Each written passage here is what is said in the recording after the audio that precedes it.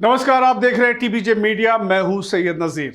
दुनिया भर की अहम खबरों में आपको दिखाएंगे खेलों के महाकुंभ ओलंपिक 2024 का पेरिस में आगाज और कैसे फ्रांस में ओलंपिक ओपनिंग सेरेमनी से पहले मच गया हंगामा।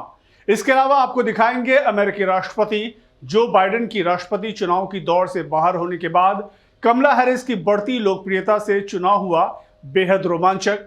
तो शुरुआत करते हैं बड़ी खबर से। खेलों के महाकुंभ ओलंपिक 2024 का आगाज फ्रांस की राजधानी पेरिस में हो गया।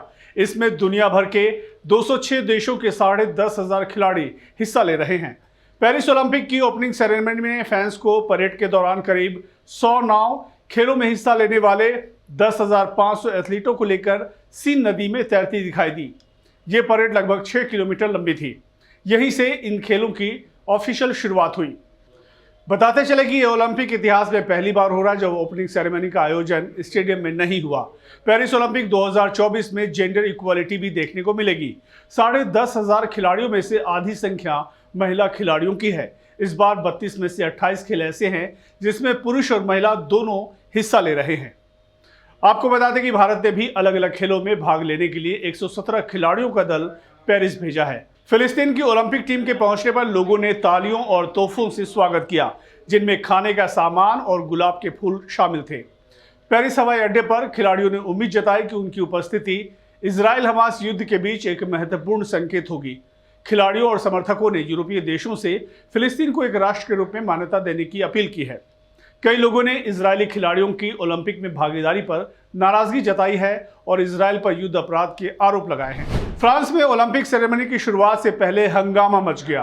फ्रांस की राष्ट्रीय रेल कंपनी SNCF ने कहा कि उनकी हाई स्पीड रेल लाइनों पर आगजनी और तोड़फोड़ की घटनाएं हुई हैं।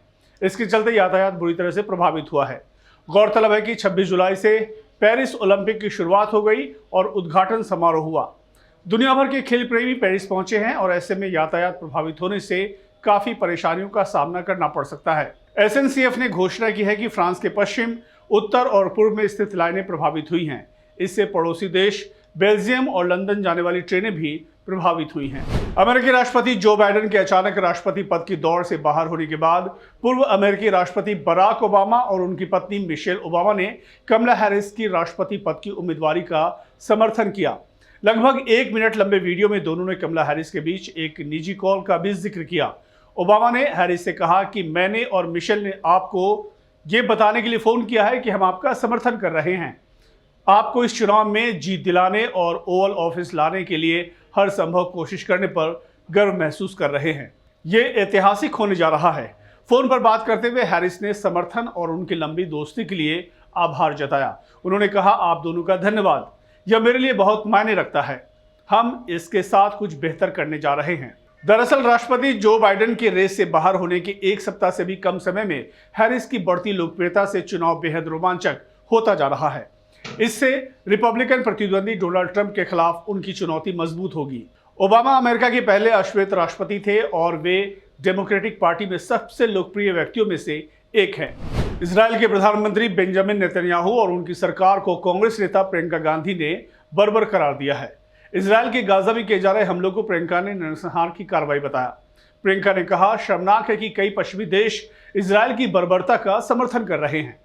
दरअसल इजराइल के राष्ट्रपति बेंजामिन नेतन्याहू का अमेरिकी संसद में जोरदार स्वागत किया गया। उनके भाषण के दौरान 2 बार लोगों ने खड़े होकर तालियां बजाई थी।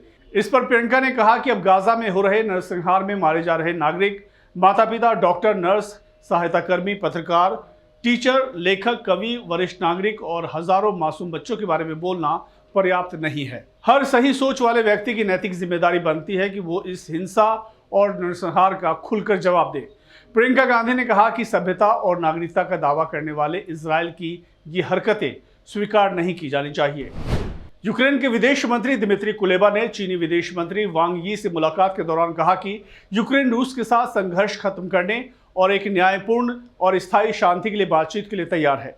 चीनी अधिकारियों के हवाले से यह जानकारी दी गई। रूसी मीडिया RT की रिपोर्ट के मुताबिक चीनी विदेश मंत्रालय की प्रवक्ता माओ निंग ने शीर्ष यूक्रेनी राजनयिक की चीन यात्रा के एजेंडे के बारे में जानकारी साझा की। फरवरी 2022 में संघर्ष की शुरुआत के बाद ये वांग के साथ उनकी पहली वार्ता है।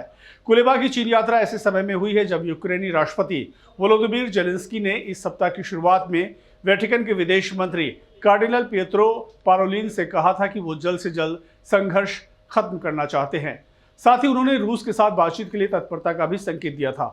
उनका रुख उनके 2022 के रुख के बिल्कुल अलग था, जिसमें मॉस्को में मौजूदा नेतृत्व के साथ सभी बातचीत को खारिज कर दिया गया था और फिर उनके शांति फॉर्मूले को रूसी नेतृत्व ने भ्रम वाला बताकर खारिज कर दिया था।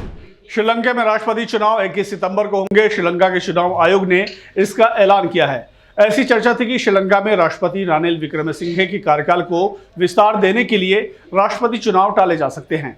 हालांकि अब श्रीलंका की सरकार ने आदेश जारी कर बताया कि राष्ट्रपति चुनाव 21 सितंबर को होंगे और 15 अगस्त से नामांकन शुरू हो जाएगा। श्रीलंका के पूर्व सेना प्रमुख और लिट्टे के सफाई के लिए सैन्य अभियान के सूत्रधार 73 साल के फील्ड मार्शल शरद फोंसेका ने औपचारिक रूप से आगामी राष्ट्रपति चुनाव के लिए अपनी उम्मीदवारी की घोषणा की। उन्होंने भ्रष्टाचार को खत्म करने और अर्थव्यवस्था को बढ़ावा देने का संकल्प जताया। उत्तर कोरिया अपनी हरकतों से बाज नहीं आ रहा है। अब उसके हैकर्स ने गोपनीय सैन्य जानकारियां चुराने की कोशिश की है। दरअसल अमेरिका, ब्रिटेन और दक्षिण कोरिया ने संयुक्त एडवाइजरी जारी कर सबको चौंका दिया। इसमें कहा गया है कि उत्तर कोरियाई हैकरों ने प्योंगयांग के प्रतिबंधित परमाणु हथियार कार्यक्रम को समर्थन देने के लिए गोपनीय सैन्य जानकारियों को चुराने की कोशिश में वैश्विक साइबर जासूसी अभियान चलाया।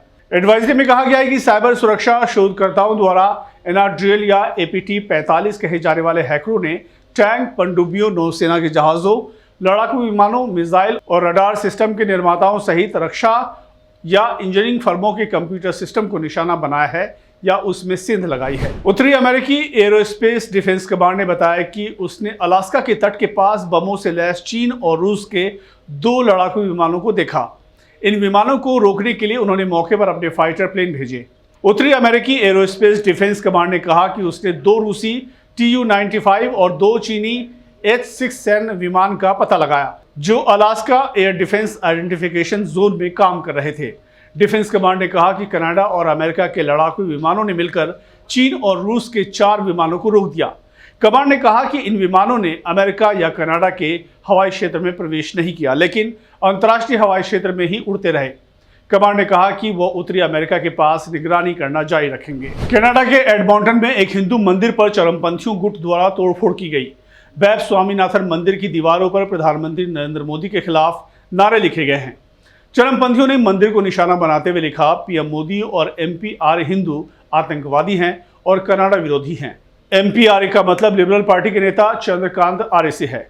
विश्व हिंदू परिषद ने इस घटना पर कड़ी नाराजगी जताते हुए इसे हिंदू विरोधी करार दिया है और इस घटना की निंदा की है।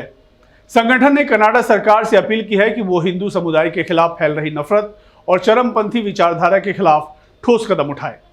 ये पहली बार नहीं है जब कनाडा में हिंदू मंदिरों को निशाना बनाया गया है। इससे पहले भी खालिस्तान समर्थक सरे, ग्रेटर टोरंटो और ब्रिटिश कोलंबिया में भी इसी तरह के हिंदू विरोधी घटनाओं में शामिल रहे हैं।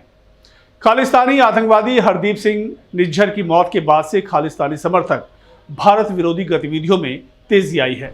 नासा की भारतीय मूल की अंतरिक्ष यात्री सुनीता विलियम्स और बैरी विल्मोर करीब 1.5 महीने से अंतरिक्ष में फंसे हैं। बोइंग स्टारलाइनर में खराबी आने की वजह से दोनों अंतरिक्ष यात्रियों की अभी तक वापसी नहीं हो पाई है। इस बीच नासा ने यह जानकारी दी है कि दोनों अंतरिक्ष यात्री कब वापस लौटेंगे, इस बारे में अभी कोई तारीख नहीं तय की गई है। बता दें कि जून के मध्य में दोनों यात्रियों को वापस लौटना था, लेकिन बोइंग के नए स्टारलाइनर कैप्सूल के थ्रस्टर में हीलियम रिसाव के कारण नासा और बोइंग को उन्हें और ज्यादा वक्त तक वहां रोकना पड़ा। नासा के चालक दल कार्यक्रम के डायरेक्टर स्टीव स्टिच ने कहा कि बैकअप ऑप्शंस की समीक्षा की जा रही है। उम्मीद है कुछ दिनों में अच्छी खबर आएगी। रूस की सबसे खूबसूरत बाइकर और सोशल मीडिया इन्फ्लुएंसर की सड़क हादसे में मौत हो गई। तात्याना ओज़ोलिना को रूस की सबसे खूबसूरत बाइकर कहा जाता था। उनकी मौत एक मोटर बाइक हादसे में तुर्की में हुई। उनकी लाल BMW बाइक तुर्की में एक ट्रक से टकरा गई। इस भीषण हादसे में 38 साल की तात्याना ओज़ोलिना की जान चली गई। तात्याना ओज़ोलिना सोशल मीडिया पर मोटो टान्या के नाम से फेमस थी। हादसे के समय वो मुगला और बोड्रम के बीच अपनी बाइक से जा रही थी। अचानक उन्होंने अपनी बाइक BMW S1000 RR पर से कंट्रोल खो दिया और मिलास के पास एक ट्रक से टकरा गई। इस हादसे के तुरंत बाद एम्बुलेंस मौके पर पहुंच गई, लेकिन तब तक उनकी मौत हो चुकी थी। हालांकि तात्याना के साथ मौजूद तुर्की बाइकर ओनूर ओबूत को बचा लिया गया है, लेकिन उनको गंभीर चोटें आई है। वो अस्पताल में भर्ती है। तात्याना ओज़ोलिना एक फेमस मोटो ब्लॉगर थी। उनके इंस्टाग्राम पर 1 मिलियन से ज्यादा और यूट्यूब पर 2 मिलियन से ज़्यादा फॉलोअर्स थे। दुनिया भर की अहम खबरों में फिलहाल इतना ही। हमारे चैनल को लाइक, शेयर और सब्सक्राइब करना ना भूलें। धन्यवाद।